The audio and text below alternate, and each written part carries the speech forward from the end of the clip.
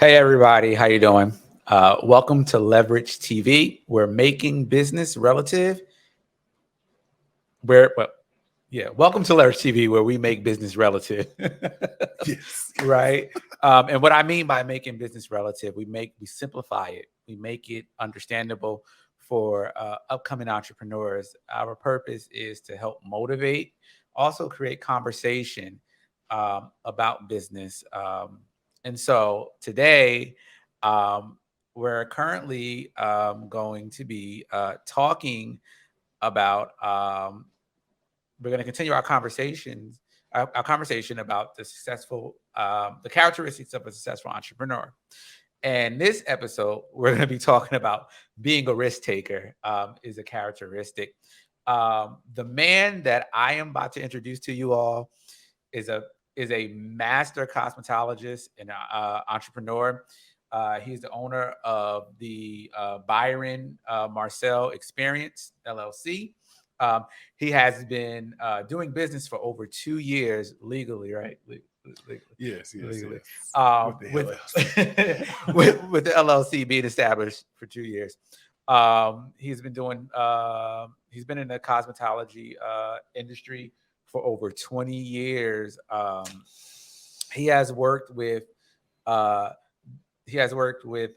celebrities, right? Just a few. Business entrepreneurs, authors, brides.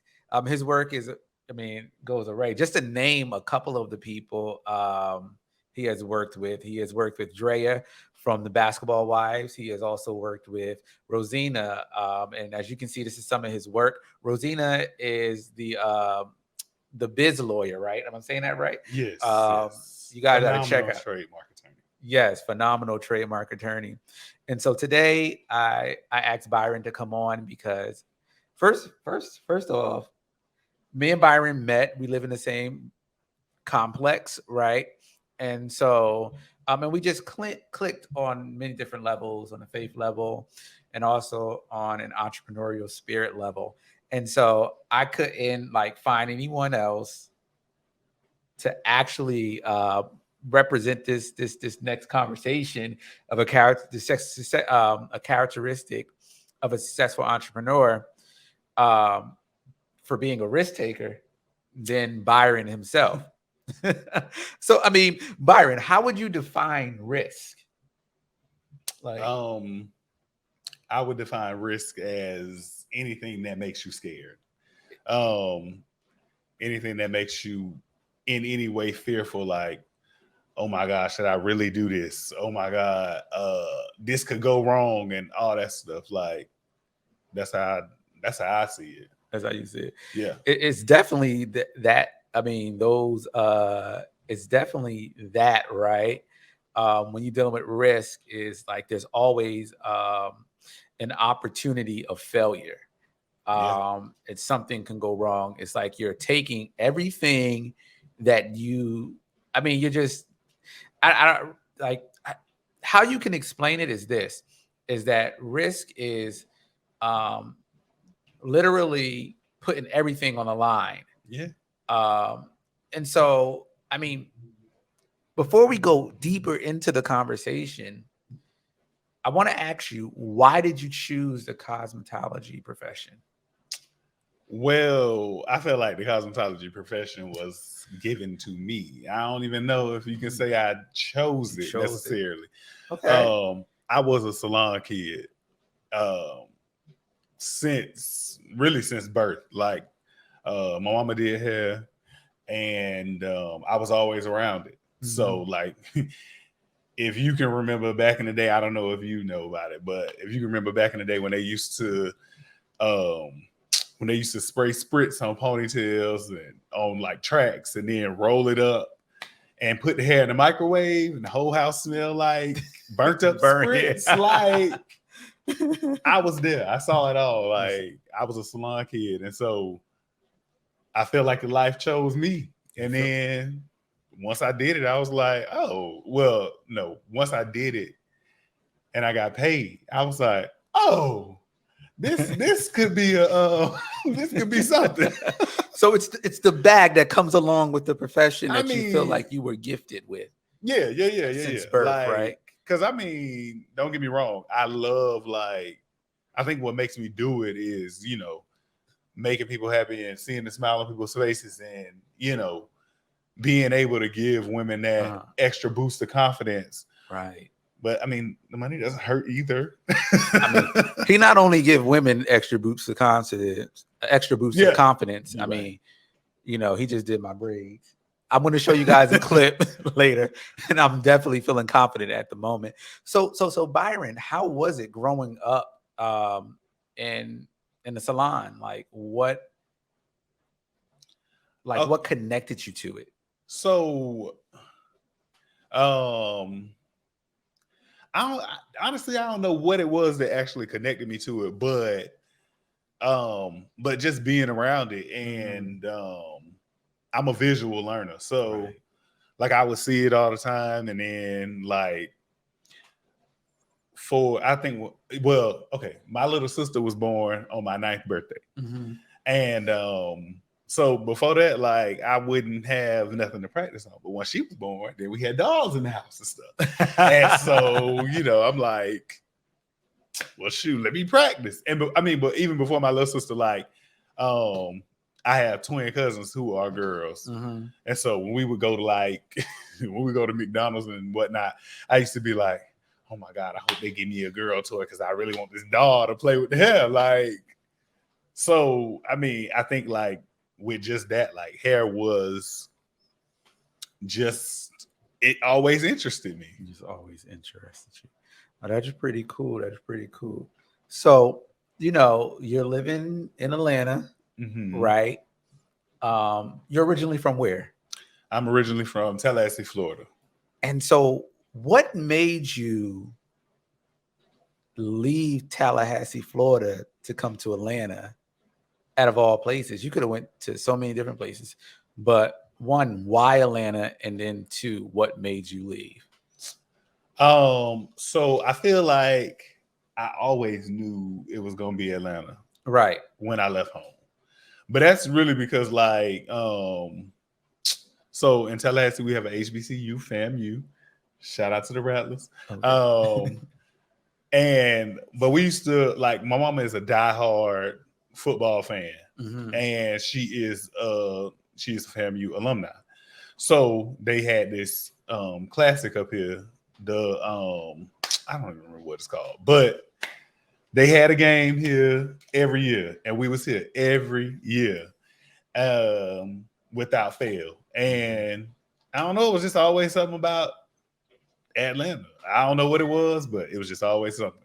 And so I tell everybody Tallahassee is a college town, and I feel like it's no in between for real. It's either you in college or you starting a family and settling down. Right. I'm not a part of either one of those things anymore.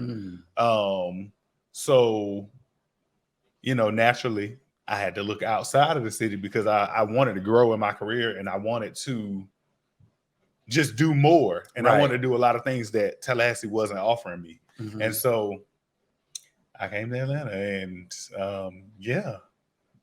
it's been a wild ride, but it's been good. It's been a wild ride, right? Yeah. And so I think that because you guys will hear about my journey in another episode, but we're talking about Marcelle. So I think that home sometimes can be very comfortable. Yes, absolutely. It can be a very, very comfortable place to be, and taking the journey to go to unfamiliar territory, there can be a lot of risk associated with that. Yeah. But I also believe that with the risk, there is a level of growth. So did you feel like you could not no longer grow in Tallahassee, and that's why you had to get up and go? I mean, based off of what your reasonings were, it was either college or getting married, and that wasn't what it was for you. No. Right. No. So What was it for you that wanted to come to Atlanta to grow? For me coming to Atlanta to grow, I just felt like it was, to me, I saw it as like the land of opportunity. And like, you know, it's just so many successful Black people here in Atlanta. And I just felt like, I'm like, I can make it. I can do it. Right. And don't get me wrong. This wasn't my first attempt at Atlanta. Okay. I mean, my first attempt at Atlanta back in 2016, and I came up here without a plan, and I'm just like, really? It's so much opportunity. Like, I'm gonna make it. It's nothing. Lies. Because like I came and I'm just like, yeah, I'm gonna go up there. I'm gonna get in a salon, and life gonna just take off, and it's gonna be lit. And it was like, no, not actually. That's not how this is gonna go. Right. And so I was here maybe 6 months, but I wasn't like consistently here for 6 months. Like I'm talking about, like I had clients calling from back home, and they like, "Oh, you coming back this weekend?" And I'm like, "Absolutely," because I'm like, I gotta go get that bag. Like, but you know, and I was like every 2 weeks, sometimes 1 week. Like it just got to the point where I was like, I'm really wasting my time. I'm wasting my money and my gas and all this. Like, it's a waste because like I'm not like I don't live in Atlanta for real. I'm still going back home and doing hair, and it was mainly because I didn't have a plan. Some people can do it and some people can't. But it was a learning experience for my story. So you had to retreat back home. Absolutely.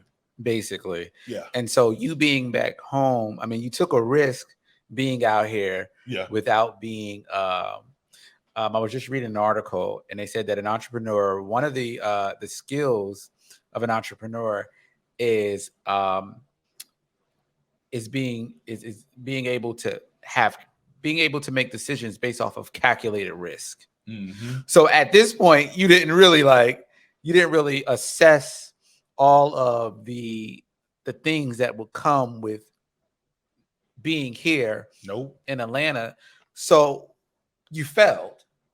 Right. And so how did that happen? Like, can you give us an example of what, like how I failed? Yeah, like what sent you back packing home? That's the question. What sent me back packing home was like, I was just like, this ain't that. This ain't what I envisioned in my head that it was gonna be like. And I was like, you know, I'm like, whatever. At that point, I was like, the money is calling from home. Right. The money ain't calling from Atlanta. So while I do have like 2 or 3 people here in Atlanta, I got way more than that calling from back home. I'm about to go back home, and I'm about to just, you know, it is what it is. Like, but it taught me that failing is okay. Like, failing is a part of the journey. It is. And if you never fail, how can you grow? That's true. Because, okay, like you never find out what not to do. If everything is just so smooth sailing, like you don't really get life's lessons through just coasting along and I'm just climbing to the top. Like, no, you got to get knocked down. Like, to appreciate it anyway. I agree. If you really want to appreciate your journey, like stuff got to happen. And you got to learn to be okay with it. And in the moment, it don't feel good. And you're like, what is this? What's happening? Like, what? It's painful. Yeah, no, it really hurts in the moment, but it grows you, like literally. This is my 3rd time in Atlanta. Okay. This is my 3rd time in Atlanta. Yeah. I just want to mention that. It's like, for me, I have always wanted to be in Atlanta because Atlanta felt like home. Yeah. From my first visit, when I came down to visit my friend, at the time, my friend. But okay, friend. But you know, like, so you go back, you're home. Why come back after failure? Like, Why? Because my mission was not done.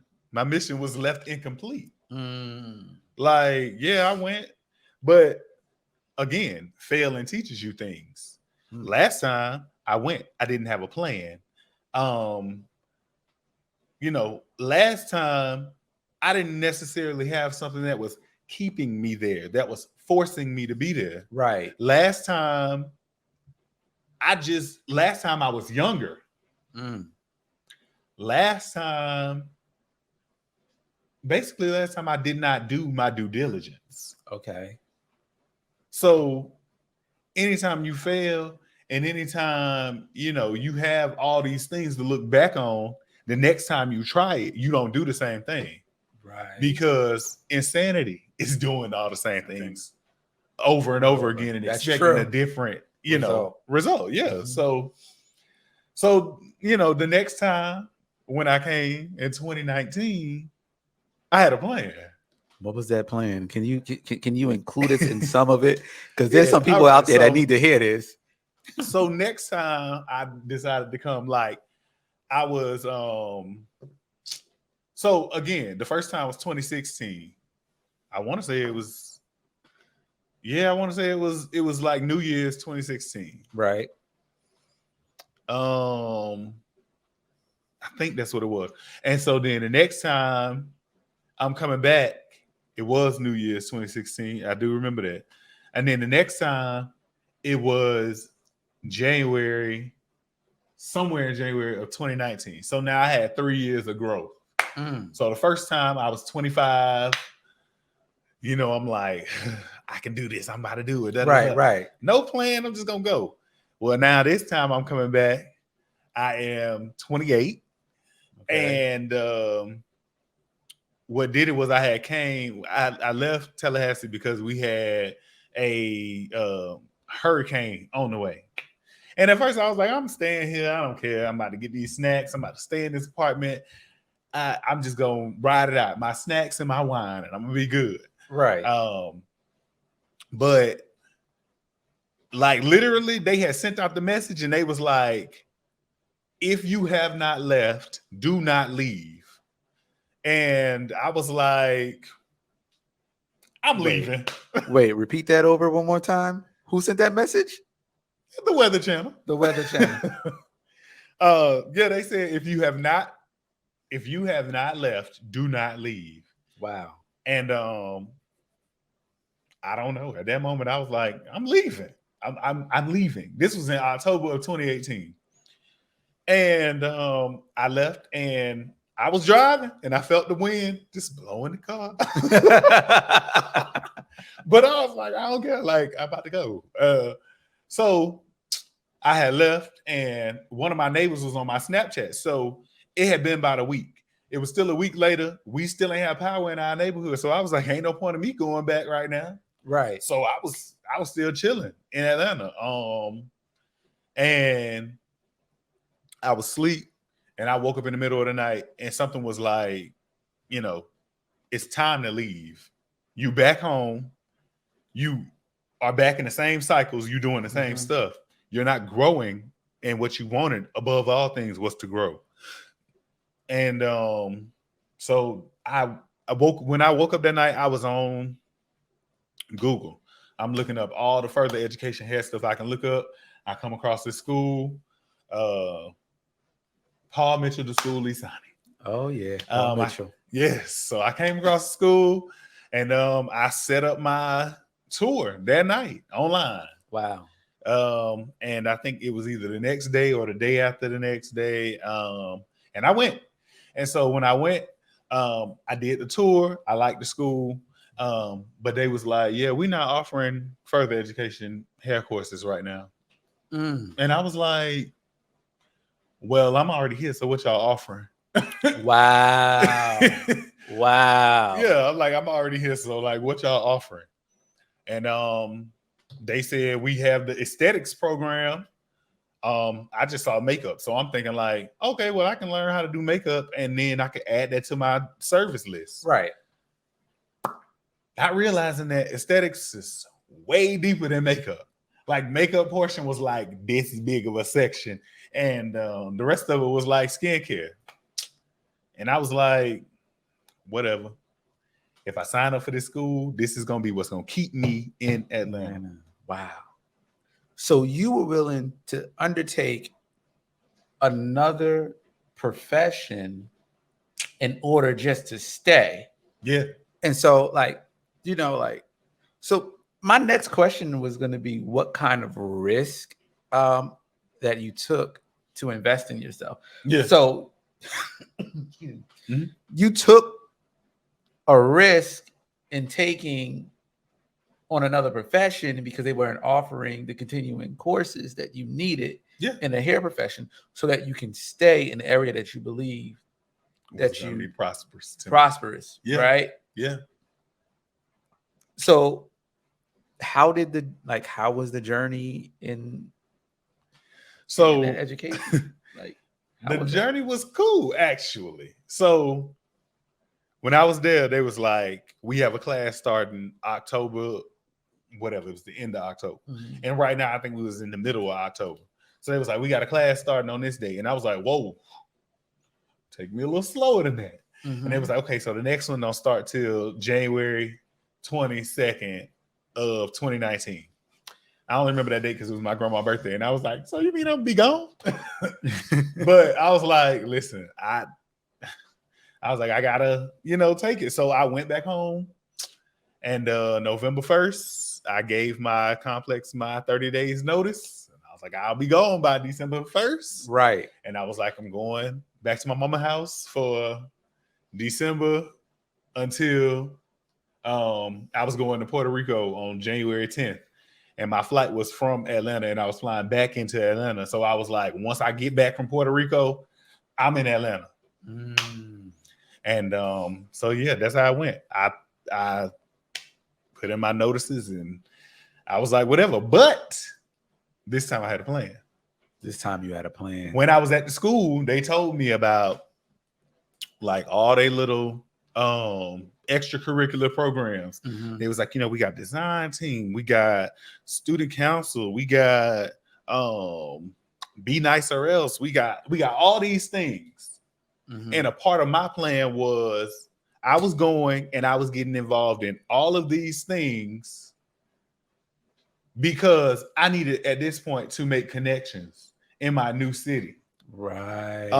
And I needed to make connections, and it was always an intention of mine to make meaningful connections. Meaningful. That's important. And that was all a part of my plan. Like going to school was a part of my plan. All right, I don't know much about skincare, but I'm going to be learning something new.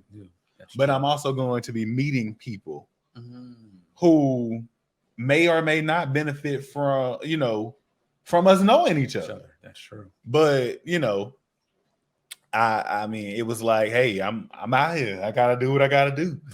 And I mean, I honestly can say I feel like I can really talk to or reach out to any of those people I met at that school, and like, because you built a firm foundation. Yeah, like I feel like I can reach out to any of them, and like we can connect and like collab or do anything. But that's the energy I wanted to give. Like I only wanted to spread positive energy. I only wanted to be a light. Right. I didn't really want to have issues with people and do all that. Like I just don't feel it's necessary. Yeah, it's definitely not necessary. Yeah. And especially when you're on a journey trying to get to a dedicated space or a promised space that you have purposed yourself to fulfill, right? Yeah. I know that you're probably going to encounter people that are just like, but again, like what you put out there, I'm a big believer in you reap what you sow. Absolutely. Every time. Okay. Every time. Okay. You're going to sow that bad boy. Every time. You don't do anything else. You're going to sow it. Yeah.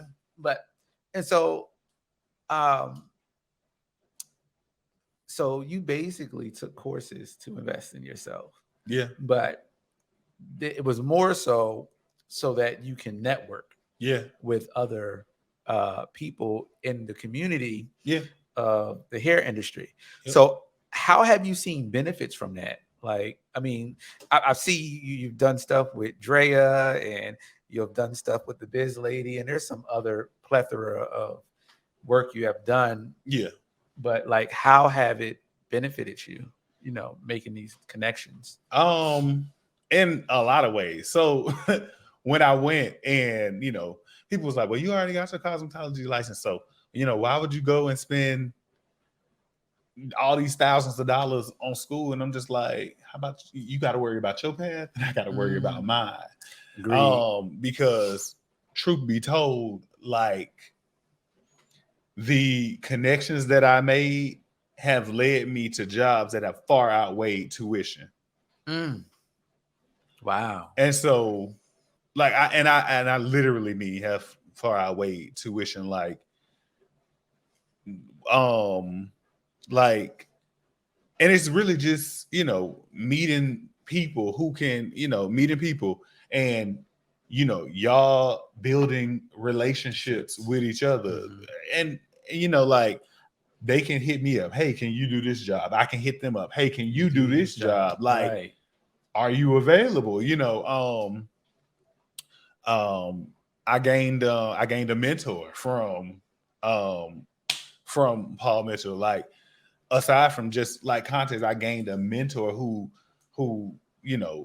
is very instrumental in teaching me how to run the business. Okay. Very instrumental in being like, hey, I have a friend. They need help with this, and it could be anything. Like, it's been like big production jobs, and it's been weddings. It's all of that. So it's like,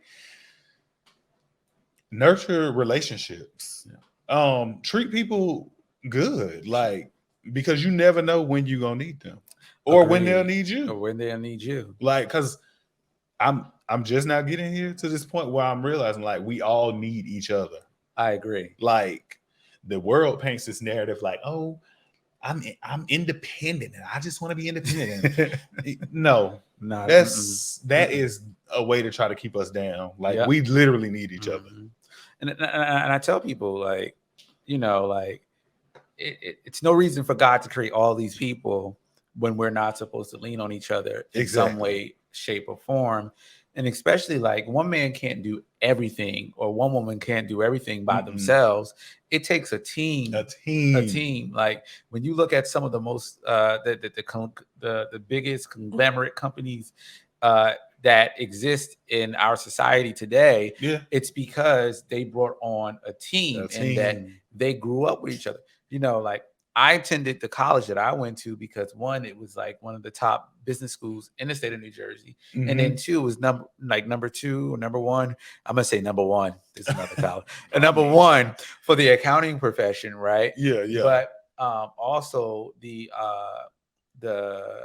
student to teacher ratio was important to me. I didn't want to be in a school where there was like 300 people in my accounting class. Right.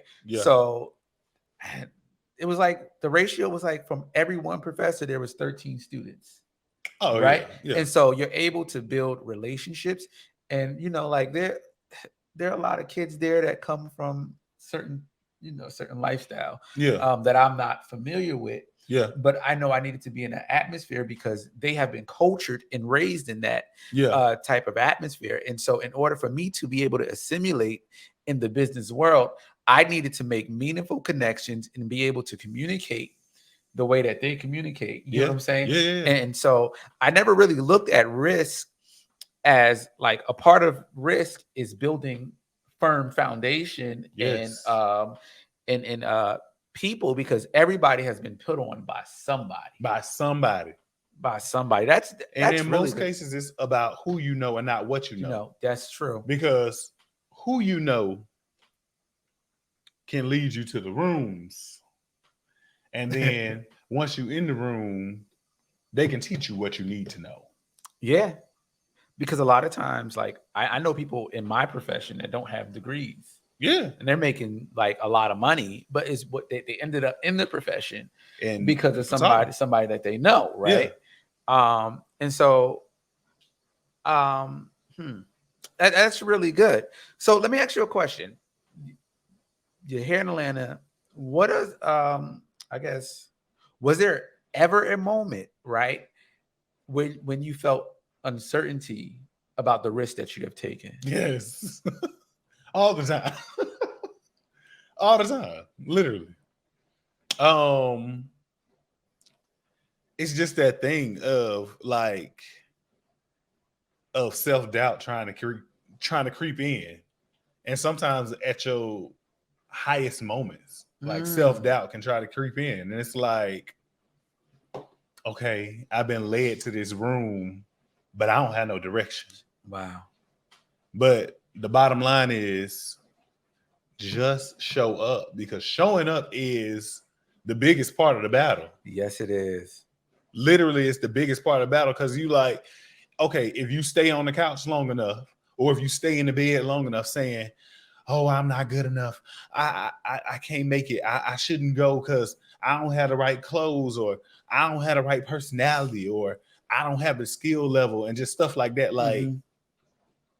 if you can get up Right. and make it to the place, I feel like everything else will fall into place. Like, and switching your mindset from what's the worst that could happen to what's the best that could happen. And you know, one of the things that I that has kind of kept me going was this, is that the only thing that can happen if I don't go, I mean, if I go, Yeah, is they don't like me, or maybe I fail. But the whole concept of risk is that you have to take the chance you do. at something that you're not familiar with, Right. or you may not even feel like, hold up, you may not even feel like you're good enough, or you're fighting. I mean, you know, you stated it earlier, but I was thinking this concept. We're our biggest enemies Yes. because we talk ourselves out of so many opportunities, and so many, yeah, so many opportunities and so many chances, Yeah. um, that we don't know what lies on the other end, but you'll never know until you go. So, like, Exactly. I tell people all the time, like, risk, you said earlier, risk is fear, right? Yeah. Uh, but I tell people all the time is this, is like, if you decide to go on a journey, Mm-hmm. even in uncertainty or even in fear, Mm-hmm. like like fear exists for a reason, right? Yeah. It exists. I feel like fear exists because it's an opportunity for you to be bold, for you to be courageous. You know what Mm-hmm. I mean? For you to implement all those other verbs. Then you get what I'm saying. Yeah. Instead of being fearful, Mm-hmm. I I can push and try this thing out. You get what I'm saying? Yeah. And so yeah, it's uncertainty, Uncertainty. uncertainty. What's on the other side? What's on But the other side? you got to think about it. Like, anything you do, you have to do it for a first time. This is true. So what makes this first time different from the other first The other time? first time. Like, I don't know. Like, it's like walking for the first time. We don't remember it, but like, you was taking a risk, but you had no idea that was a risk. No idea.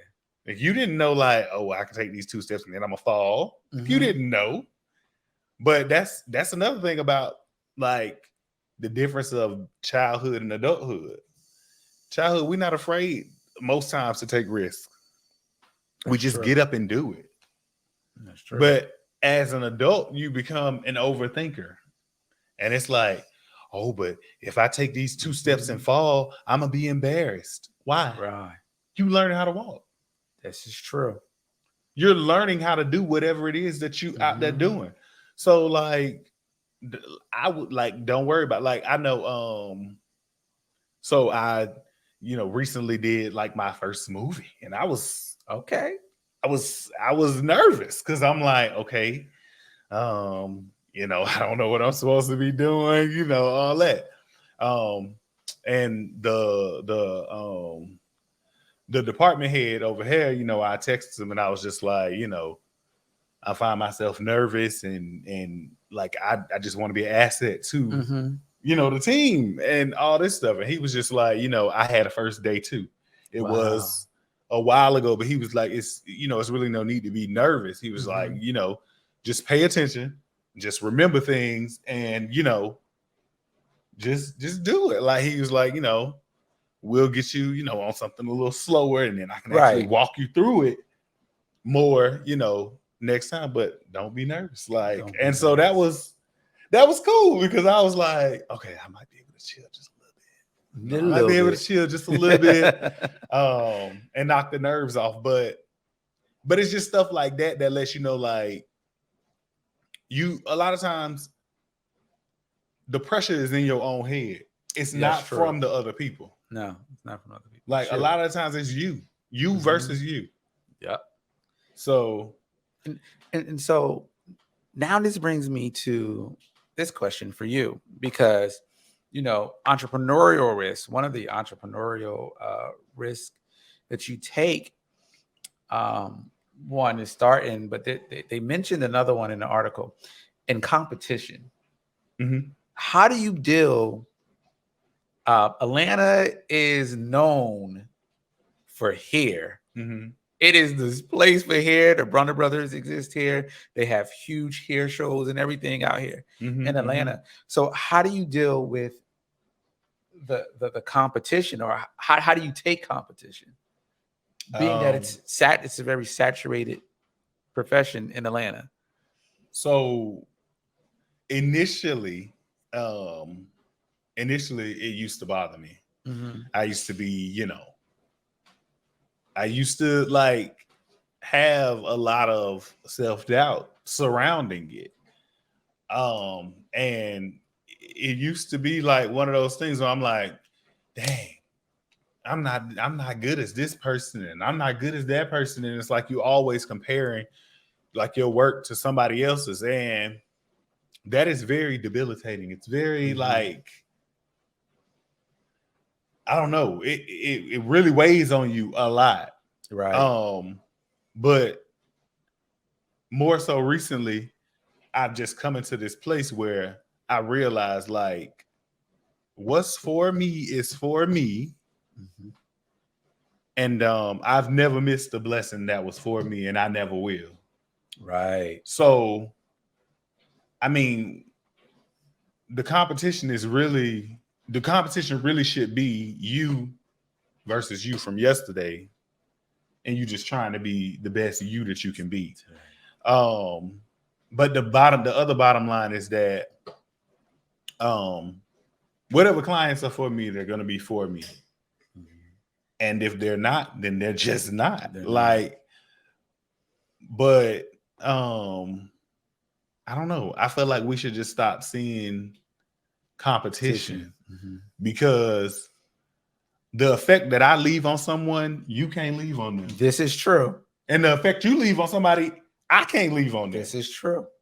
Like, there's just certain people that we're meant for, and there's certain people that we're not. Okay. So for that, like I do brides, and I like having the bridal consultation call. I even like doing like the bridal trials with them, because for me it lets me know if you're the type of bride I want to work with. Right. It lets you know if I'm the type of stylist you want to work with. We get to feel out each other's energy. We get to feel out each other's vibe. And like all that. So I like that. I'm very comfortable realizing that somebody's not my client.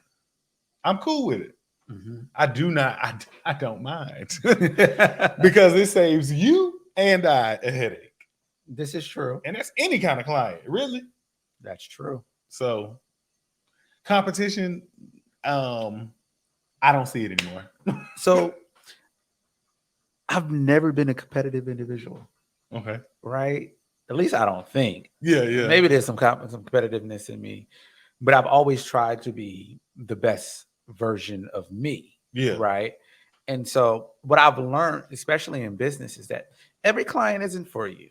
No. Right. No. And so, but if you learn, and I was thinking about this today, is that my assignment for me is to learn my market, because I speak to a certain group. And what we have learned with social media, just currently, is like, you don't have to be a conglomerate company to make millions and millions of dollars. No, you do not. You just have to speak to a certain group of people that hears your message and understands it. Yeah. And so that's what I'm hearing from you is like, look, learn your market, learn yourself, compete against yourself, be the best you. Yeah. You know what I mean? And so it's literally like, it. And so I guess when you keep that in mind, the risk of competition really don't exist. It doesn't. Competition is another thing that's made up in your mind. This is true. I can do this better than them. Why? Mm-hmm. It don't matter how good you do it. If the client not for you, they're not coming back. They're not coming back. It does not matter. Back. They are not coming back At all. No matter. It don't matter how good you do it. If they don't like you, if they don't feel your vibe, they never coming back. Right. You could be the best one to ever touch their head. If your energy ain't right, they not coming back. Not coming back. I agree. Like, for just like we just said, like, I feel as though I go into situations with a very calm demeanor. Mm-hmm. My calm demeanor might not work for somebody. Not if they want a hyped up hairstylist. That's true. Not if they want somebody who come in the room. What's up? Little ratcheticity. That is somebody's hairstylist. Somebody's hairstylist. And that's what they want. And I'm not bringing that to the table. Right. Not all the time. But, you know, I'm not. Right. I'm not bringing that to the table for them. And so they don't want to work with me. No matter how good, I could be the best one to ever do their hair. That's right. I can lay every hair in place. They'll never come back because they don't want that vibe.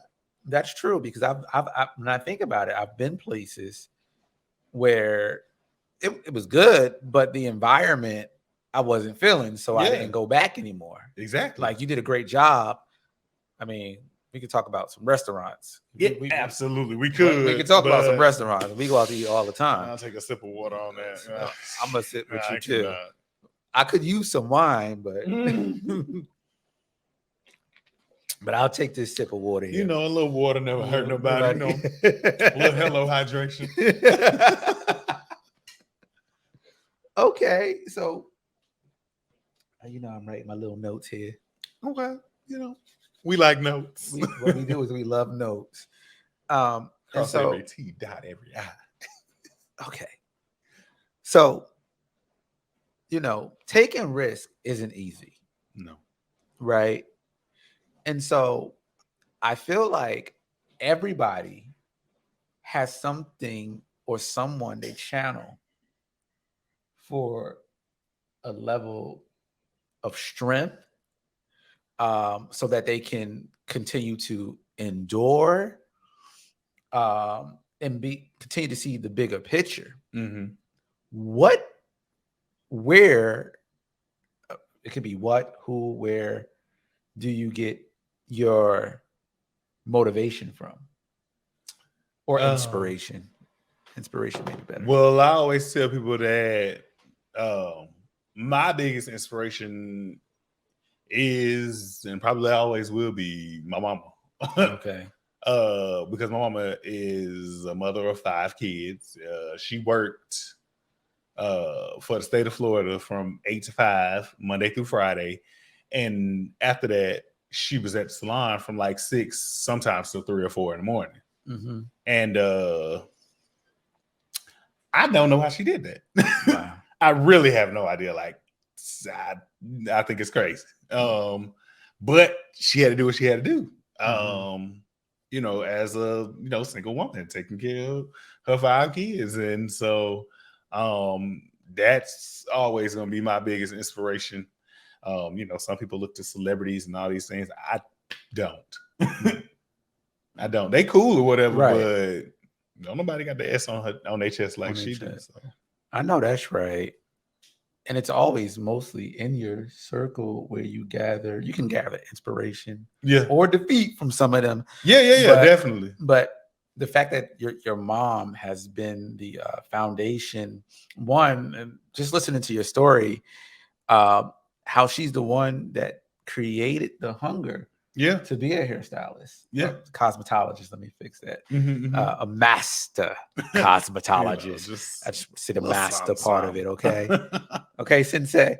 Because he be slaying the hair, y'all. He be slaying the hair. Yeah. But but the you know, like she helped you birth, she helped you nurture Yeah. something that you had in you. Yeah. You know what I'm saying? And you also seen her hard work. So you see her discipline. You know Yeah. what I mean? Which I feel like what, like when you have discipline, risk can be a bit more, it's tough, Yeah. but it could be a bit more easier Yeah.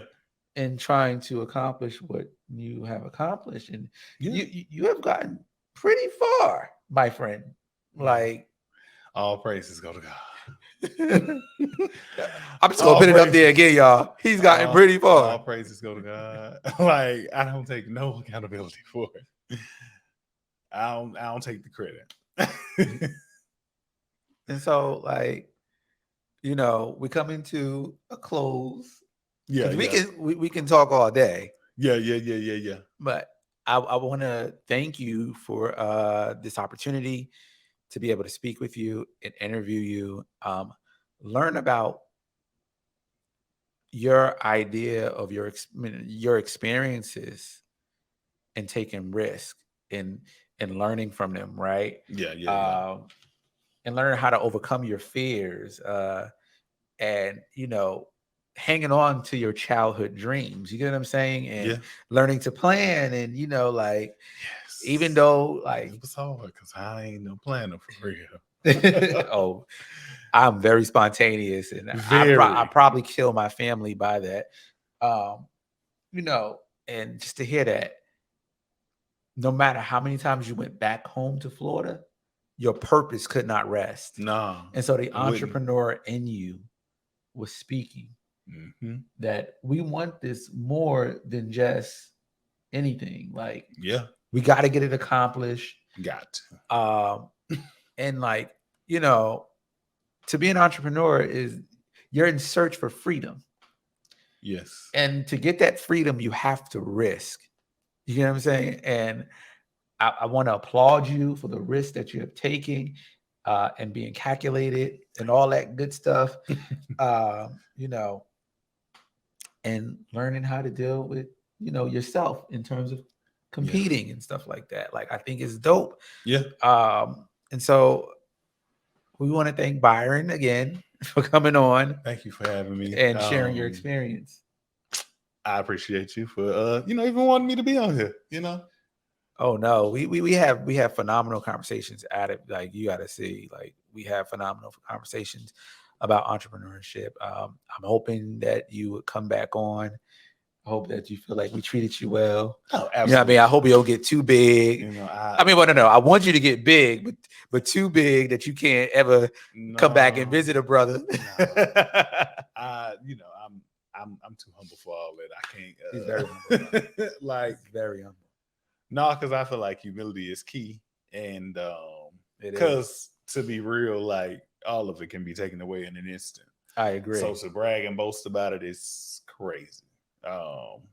It's a way to be proud of yourself without doing the most.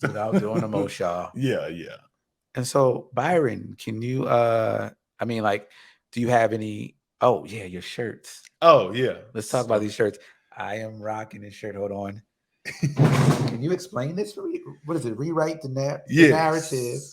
Because at the end of the day, it's yours. It's yours. Explain that. Okay, so like one day I was just chilling, and I was like, dang, like, we really do have the control over our narrative, like, because it's a mindset thing, really. That's where I drew it from, because I feel like it's mindset. Like, if something happens to you and you feel like, oh, I can't make it out of this, there's no way, it's never gonna happen. Like, I'm stuck here. Right. I can't move. Like, you're telling yourself, you're telling your subconscious, you're telling God and the universe that, like, you can never get out of it. So of course you're gonna be stuck there. That's true. But if you can pivot mentally and tell yourself, like, I'm gonna make it out of this. I don't care. Like, I don't care what was meant to stop me. I don't care what was meant for harm. I don't care. I'm gonna pray without ceasing. And I'm going to take steps to get myself out of this and to get where I want to go. That's what the shirt means when it says rewrite the narrative. Like take some form of control. Because I mean, God got the final say so. That he does. But be able to go to God and be able to ask for the things that you want to see in your reality. You know, the Bible says, asking you shall receive. It don't say you're going to receive it instantly. Right. But, you know, build that relationship and, you know, go to God and ask for the things that you want and ask in detail. Be specific about what it is. You know, don't leave any stones unturned. That's what I got from it. And when I saw the rewrite the narrative, like, I saw the arrows in my head, and that's how the arrows came about. And so rewrite the narrative. And like, the design in itself was something for me because I've came out with these first. These are my affirmations tees. You know, I am blessed, highly favored, happy, healthy, wealthy, winning. Right. That was the first one that, you know, I came up with, and it spoke to me. And so these are the 2 flagship shirts that I have available right now on my website, www.thebmexp.com. Give me your social media handles while you at it. Okay, so my social media, you can find me on Facebook at Byron Marcelle. That's my personal page. You can find me on Instagram at B_Marcelle. And you can find me on TikTok at Byron Marcelle. And if they're trying to inbox you with an email. If you would like to email me, you can email me at info@thebmexp. That is short for the Byron Marcelle Experience.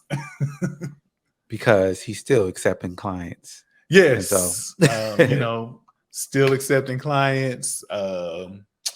Bridal inquiries, you can put those in over on the website.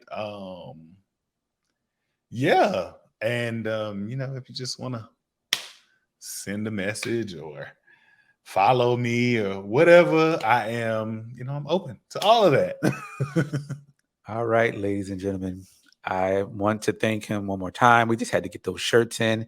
This is his social media handle. Guys, do me a favor, go check him out. Reach out to him. He's a phenomenal, humble individual. He's purpose-driven. And his story about risk is phenomenal. And so I want to encourage those people. And then I'll leave off and I'll let Marcelle say something. I want to encourage those people who are entrepreneurs or those seeking to be entrepreneurs that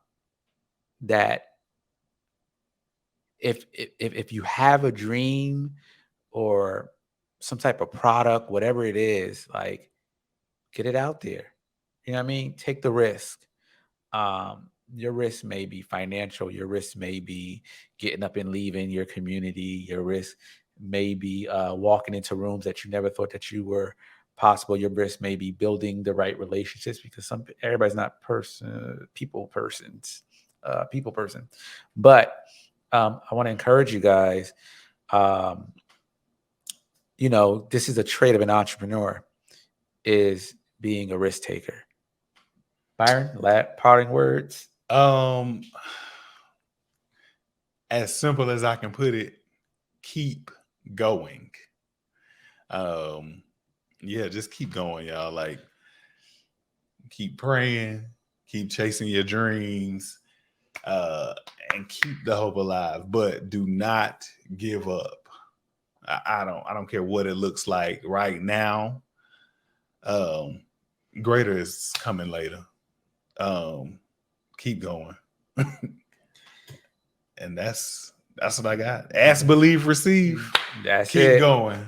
Thank you again, Byron Marcelle. Thank you for We want having to me. thank you guys for tuning in to Leverage TV, where our objective is to make business relative. And did we not do that today? I think we did. We Great did that job of doing successfully. that. Thank you guys. Deuces.